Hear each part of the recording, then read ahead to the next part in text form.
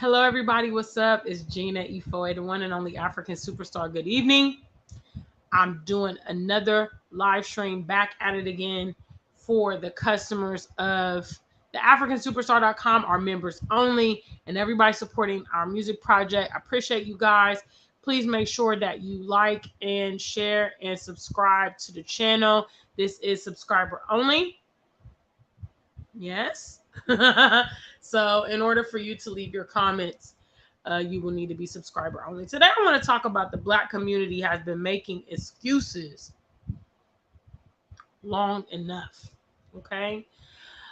This is actually motivated by a lot of people's response to me when I tell them, why I chose to come to the content and basically my ideology, because I have a very solutions oriented ideology to any problem that I face.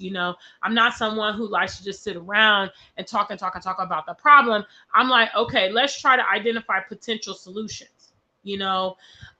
Some people may think that the solutions that I've identified are a bit extreme, but I mean, at the end of the day,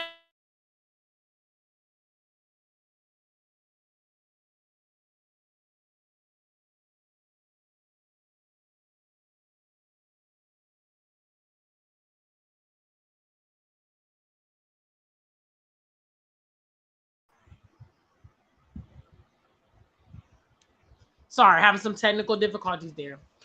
When it comes to the dynamic that Black people are facing and encountering in the West, I think that we are very clear and we understand that this situation has been ongoing for a very long time.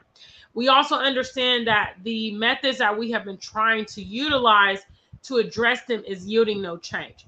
I did a live stream earlier today about the most recent school shooting. Okay. And I talked about, essentially we know that it's a potential risk. And I asked my audience, what are you going to do about this situation? What's up, Jolie? I see you there. Big shout out to my moderators and my members only and the customers at Afrikansuperstar.com. Jolie does everything. Plus, if I call her, she also picks up. Big shout outs to Jolie. I appreciate you, sweetie. Thank you. It's good to see you tonight. She's advising you guys to get the likes up. What's up? What's up? What's up, guys? If you hear, let me hear from you, because I just want to talk about how we've been making excuses too long. All right.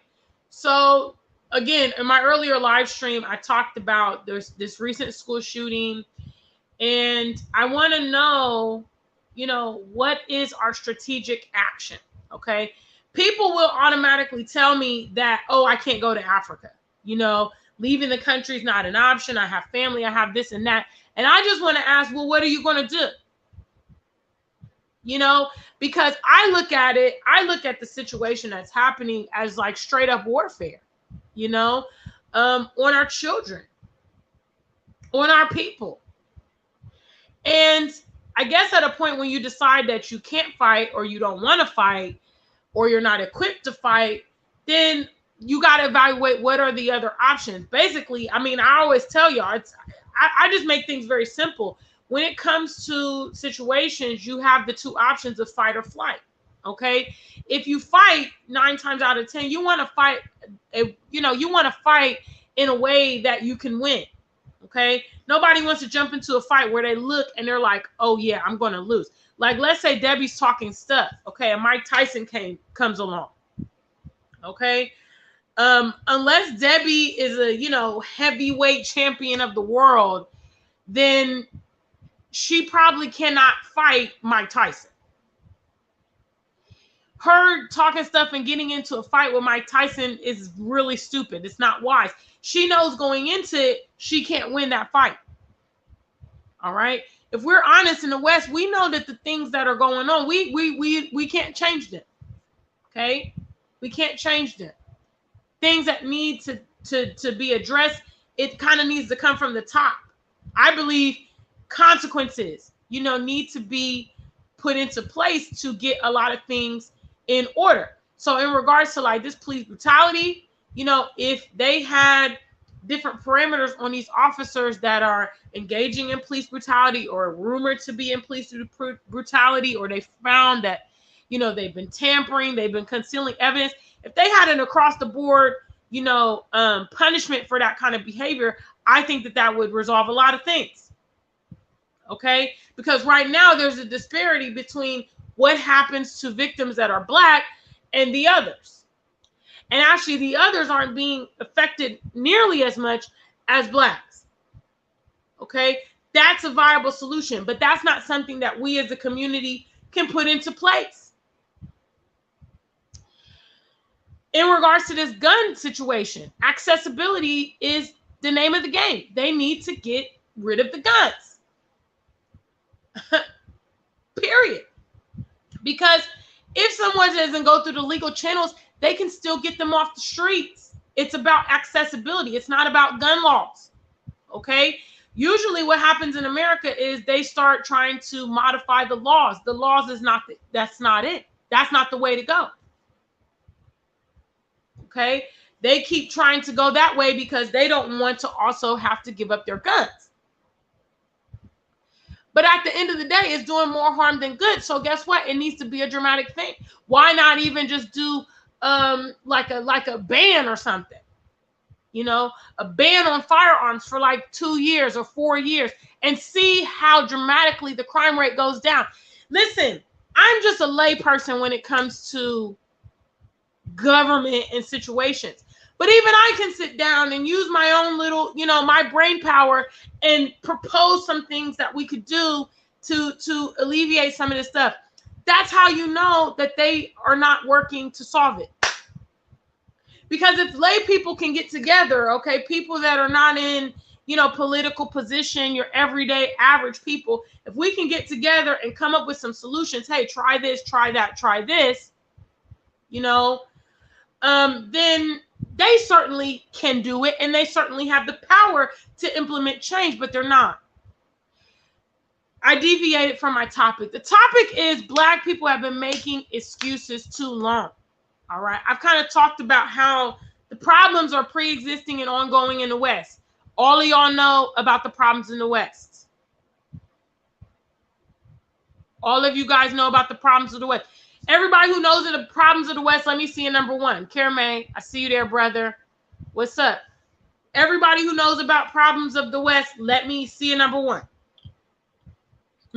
There's so many of them. You guys can probably think of, one, at least several dozens, hundreds.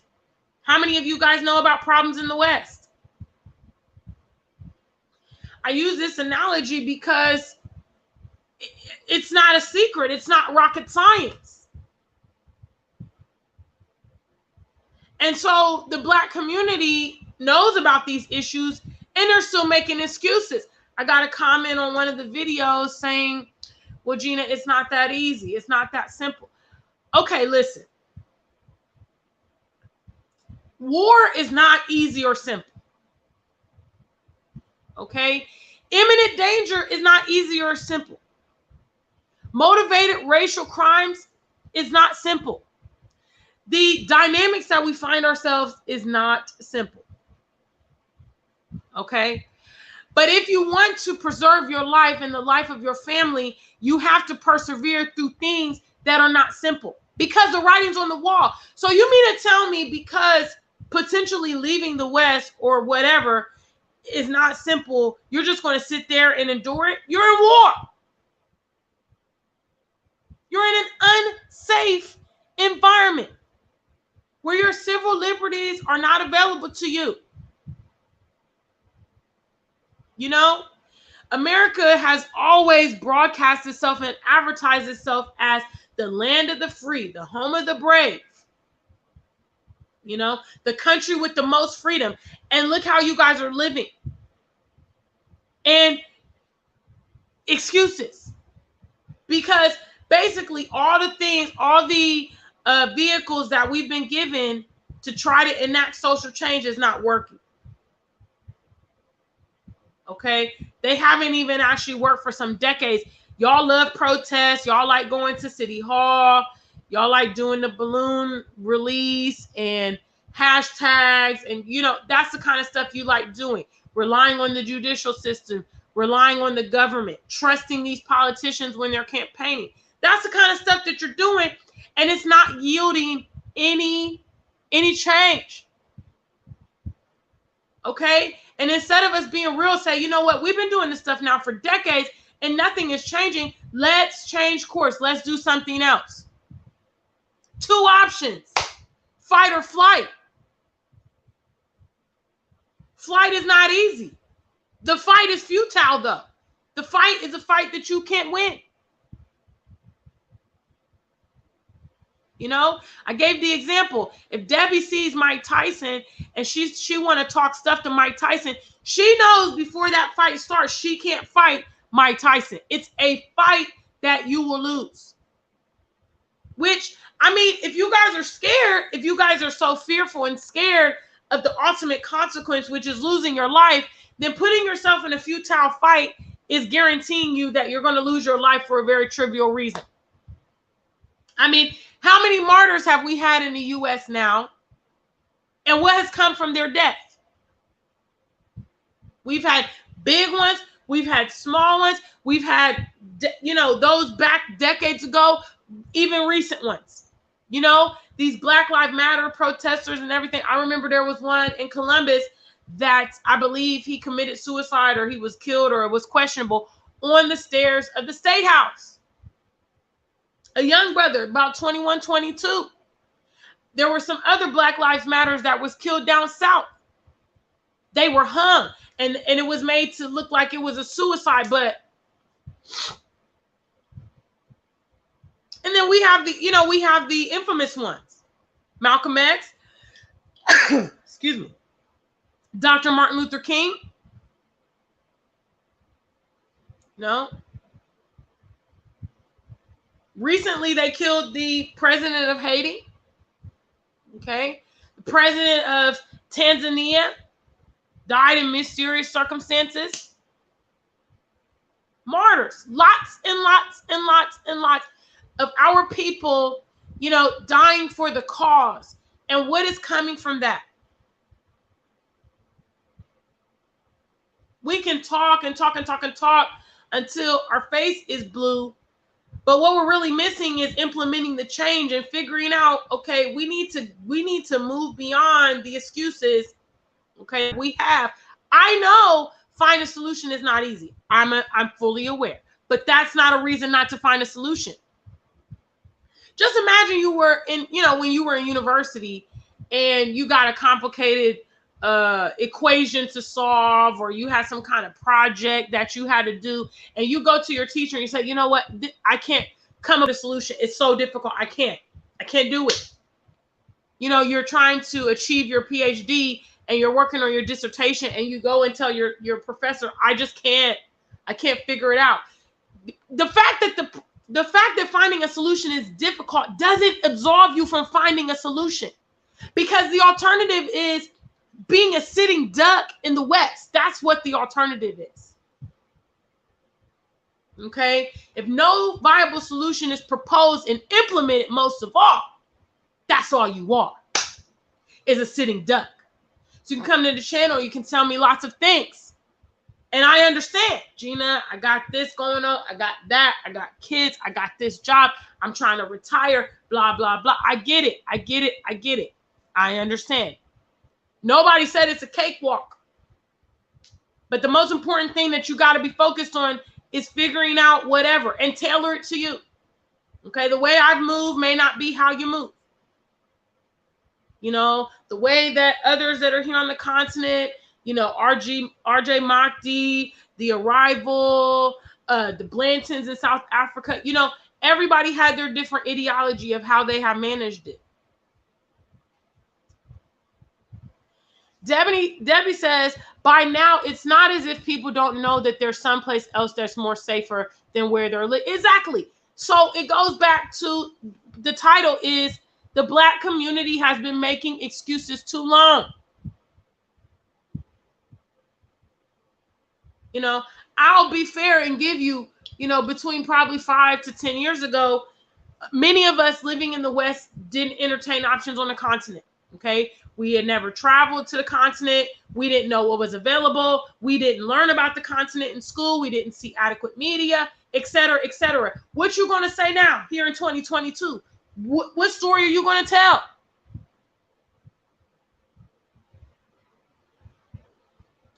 And you know, another thing is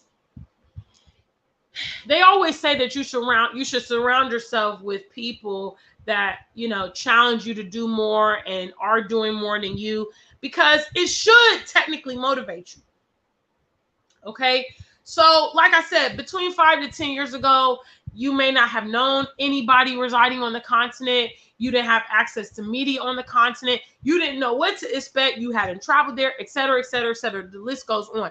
In 2022, you can't tell me you don't now know something. No, you can't. And the fact that your peers are navigating the difficulties that you also complain about is more testament to the fact that you're making excuses. Yes. Some people have moved here with children. Some people have migrated their business. Some people are embarking on building projects, farming. You know, some people have married interculturally. Some people have converted their religion. I mean, the list goes on. There's so many people here on YouTube that can be used, you know, as resources for our people to assist with the transition. You can't make the excuse that you don't know. You cannot. Okay? Just be honest if you want to just stay in that environment and say, you know what, look, I know it's dangerous as hell over here in America, and I know the probability of me getting involved is high, but I'm just going to go with that. Okay? But coming with the excuses is not what's up, because you got people that's debunking whatever you're saying right now. You know, and also the truth is, guys, I mean, I hate to be like this, but the truth is everybody's not going to be saved. Okay. Everybody, we're not, you know, all the millions of diasporans are out in the West. Okay. Many of them are not interested in migrating. Many of them are not in a position to migrate. That may include some of your family and friends. But at the end of the day, this is a safety issue. All right. You want to keep rolling the dice over there for whatever reasons, because whatever reasons, you need to weigh it up. If you have family and friends that aren't in a position or not interested, they're taking their chance, and you have to let them take their chance. In many cases, you making the move will be influential to those around you. Let me say it again. Please make sure you like the stream. Can I get a like count? You making the move will be influential to others. Okay. You guys know my girlfriend, Monica. I did a vlog about her. She, you know, expressed to me that obviously when she left, many of her friends and family were just completely against it. Okay. Did not support her decision, blah, blah, blah. But she decided anyway she was going. She didn't care. Now it's been over a year, and now some of those people are talking a lot different. I've encountered this totally, you know, being here on social media.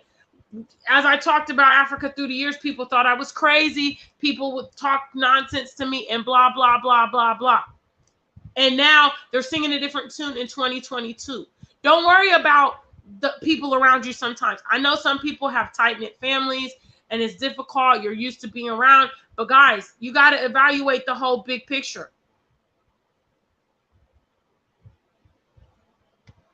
You know, look at the big picture. What's up, Prince Ayoko? I see you in the building. The Black community is making too much excuses. We could actually get stuff done if we stop making excuses and put our energy on implementation. We could actually get stuff done. But literally at this point, we have spent decades complaining and decades making excuses. Oh, the white man, and oh, the system, and oh, I don't have money, and oh, my family, and oh, I don't know anybody, and oh, America's my home. We have all these excuses for why we won't do anything and take any initiative. All right. And as the days go by, more and more of our people are being consumed in this situation. You and me both, Debbie. Debbie says, if I knew then what I know now, I would have moved a long time ago. Facts. Me too. Me too. You know, I've been known that America wasn't good enough for me, basically. You know, once I became a professional and I was thinking like, I'm that deal, and they weren't acknowledging me as such, I was like, okay, this is weird. You know, this is weird. And I mean, just what America has to offer. You know, the lifestyle, the social construct, the weather, the you know, the nightlife. You know, I mean, it just was never really suitable for me. You know, but I didn't have exposure to other options. You know, obviously, my mother's from Bermuda. I used to go to Bermuda, but I used to feel like the Caribbean, it's kind of small. You know, it's limited opportunities. It's nice to go and chill, but I never really saw myself living there, you know. And that was a place where I got to see a larger Black population than what I was accustomed to in Ohio. But, you know, I just didn't get exposed to these options. But now, I mean, it's kind of clear how I feel. Because as soon as I got exposure, I made my move. You know, I went to the UK the first time in 2014, and I was like, oh, I prefer this. I prefer this here European lifestyle to America. I like the mass transit. I like the fact that civilians can't have guns. I like the fact that people are, you know, polite surfacely. You know, I like the fact that they give you more vacation time to travel and that you can travel a lot easier to many destinations. I just like so many things when I first went to the UK. You know, I like Heathrow Airport. I was just like, oh yeah, this is way better than what I got going on in the States. You know, so it's kind of obvious how I feel about the option because I've taken it. But a lot of our people are over there, you know, in a futile battle, like I said, hoping and wishing for things that's not going to come to pass, that have been on the table for decades. Do you really want to sacrifice your lifetime in a very trivial way? You know, if for instance you got a calendar tomorrow that said, hey, you got 1 or 2 years left, would you just say, well, you know, it is what it is? I'm pretty sure if you guys knew that you had measured time, I mean, we all do, but we don't know specifics. But I'm pretty sure if you got specifics about your measured time, you would start operating differently. Those of you guys that are big on excuses about why you can't do this and that, I think it would change. You behave with your excuses because you think you have time. You know, I'll get around to it. I'll get around to it. Let me just get ready. Let me just get ready. I mean, what's happening over there? I just don't know why it's not an imperative signal to you. I mean, I'm pretty sure all those of you in my chat room are Black. And I know that over 50% of my viewers on this platform come from America. I would say that, you know, there was just a targeted mass shooting, okay, in Buffalo, New York last week. That means that people are more than ever, deliberately targeting Black people, and you're Black and you live in America.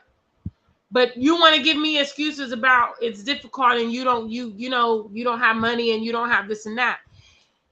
I want you to understand and recognize how finite death is. Okay? So everything that you have on the table, if you die or you're murdered or something, you're not going to be able to achieve any of that. So your survival is the paramount thing. Okay? And your survival may require you to be creative, but so be it, because it means you survive. You live another day. Okay? That school shooting that happened in Texas, it happened to a little tiny school in a little tiny town. A community where everybody knows everybody. Okay? That means in the big cities, in the small cities, you know, it's happening around the nation. Certainly, if you're in a big city, you know, New York City, they're shooting up the subways. Chicago is like, you know, a wonderland of guns and murder. Miami, you know, we're making too many excuses. Our kids are facing really dangerous circumstances, and all we have for them is excuses, prayers, and hope that it gets better. And we need to do more. We need to do more.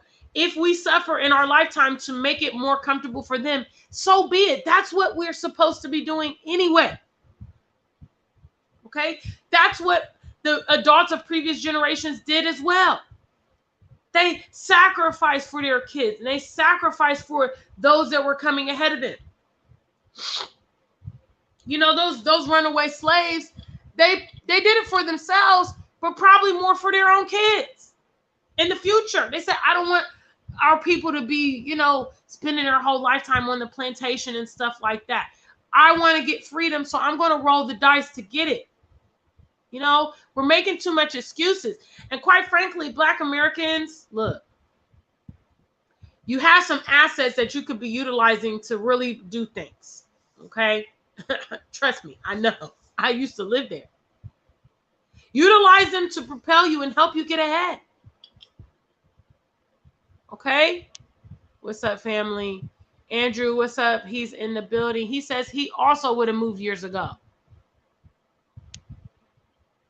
Debbie says it's something how we learn about these options later on in our lives.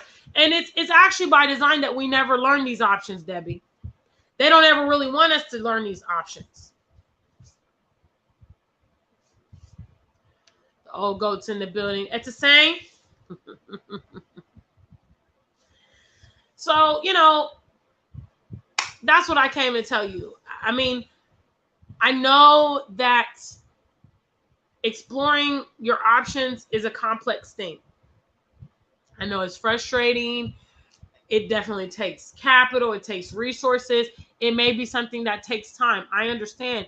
But guys, the alternative is hashtag, and you should be grateful for the time that you have lived. And as you continue to escape it, you should be grateful because the probabilities are not in your favor. The probability is very high that you'll be involved in something, somewhere, somehow, some kind of way, and when you're fooling with probabilities all over the place, heightened probability of police brutality, heightened probability of road rage, heightened probability of health conditions and problems, higher probability of mass shootings because you live in America.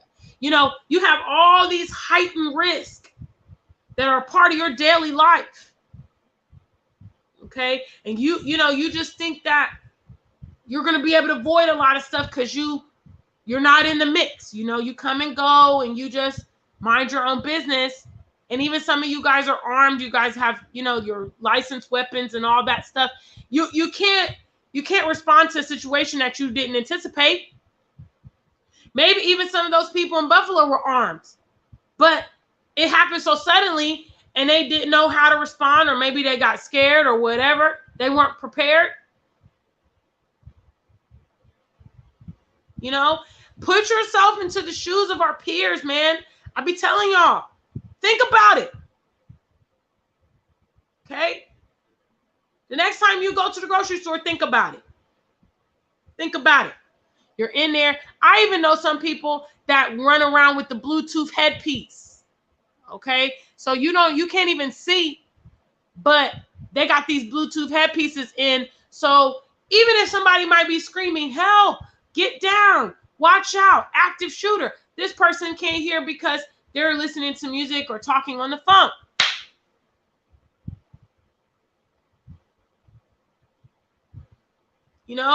I think if you guys realized how, realistic that this really is, how likely it could be, maybe that would light the fire under your behind and you would stop trying to be giving me excuses.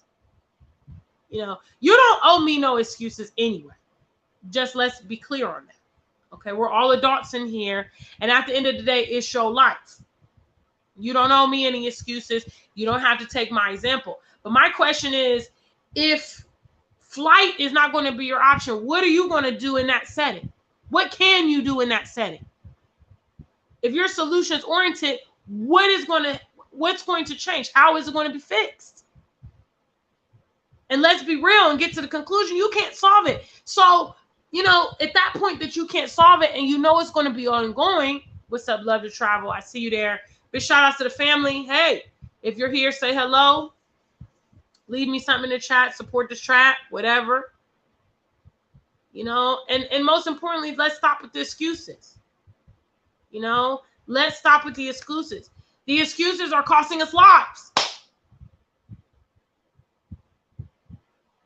The excuses are costing us lives because until we take some action, some kind of way, one way or another, all right, then lives are going to be lost because there's nothing in place. Kimla says she thinks about it when she goes to the stores. You know, it's a very real thing. Those of you guys that are running around like you don't think that it could ever occur to you, man, it's unwise.